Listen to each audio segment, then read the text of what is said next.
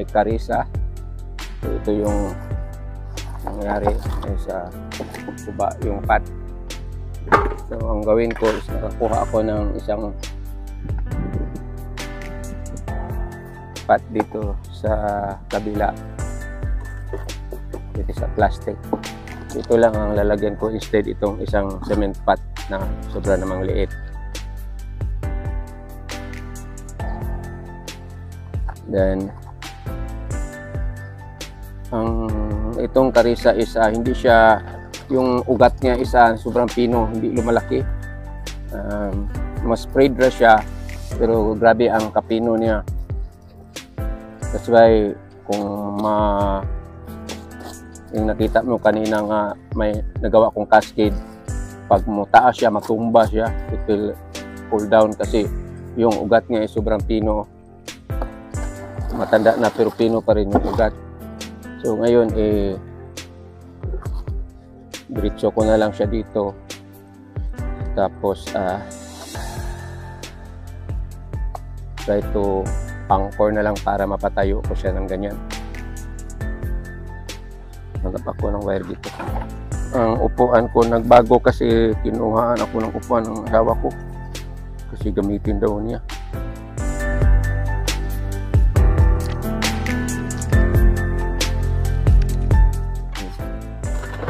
Madaliin ko lang ito, ilipat lang ito tapos gupit-gupit na lang din, saka ko na lang i-wire kasi magpatulong yung asawa ko i-rearrange daw yung mga bonsai ko doon sa harap, kung anong formation yun. So hindi ko na ito tanggalan kaya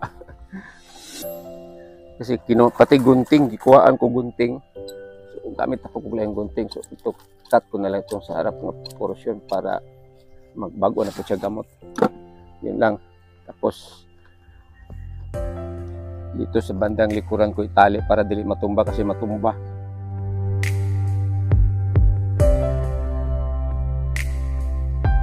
Dati gamit ko yung special soil for bonsai talaga. So dahil sa dami ko ng materials dito, hindi ko na wala pa na akong tawid. Dili na ako gamit yung soil talaga, yung mixed soil intended for bonsai.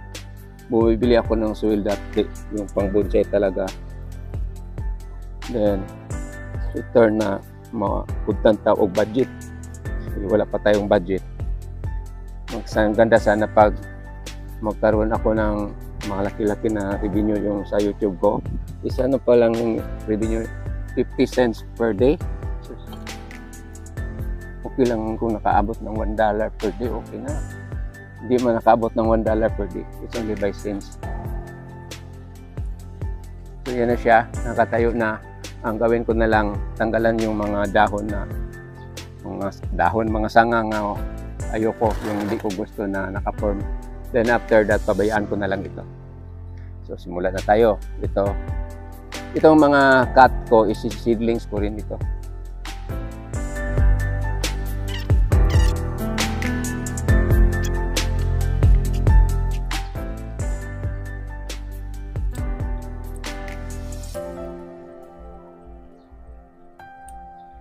So ito na ang itsura sa aking karisa. So wala itong wire-wire, siya lang ang kusang gumaganyan ang forma kasi nadapa man gano'n siya, tumba. So pabayaan ko na lang siya ng ganito, tapos time to time gugupitan ko na lang kung saan yung magawas niya mga dahon kasi magkuhan man siya, mag-grouping, magtapok-tapok na yung mga dahon. So yun na lang ang susunin ko, parang mukhang natural grown lang siya. So just hope na kung tignan ninyo is parang tawag dito kanang untidy, yung wala sa lugar yung mga direksyon ng mga sanga. So try ko na lang after magdahon magbago ni siya dahon, then that time na i-try ko ma-wire ulit. So for this morning, for the part 2 of my karisa, so pangalawa na. So ito na lang ang share ko sa inyo. Maraming salamat sa panonood. God bless you all. Have a nice morning. Thank you. Bye-bye. So marami na akong nakukuha ang mga seedlings dito. So itatanim ko ito baka may gustong humingi sa akin ng mga seedlings ng Karisa. So may bigay tayo. Ito siya. Okay lang, kamera kay mahut taglod.